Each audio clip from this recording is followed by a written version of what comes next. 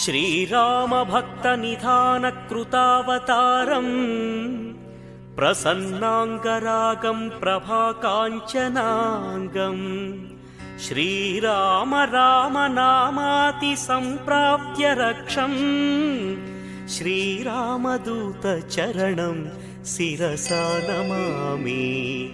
महाघोरसङ्ग्रामसीमाविहारम् चलद्वालघातं भ्रमच्चक्रवाळम् कठोराट्टहासं प्रभिन्नाब्जजाड्यम् श्रीयाञ्जनेयचरणं मनसा स्मरामि।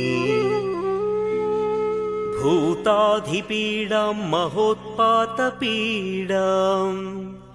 श्रीयाञ्जनेयस्मरणं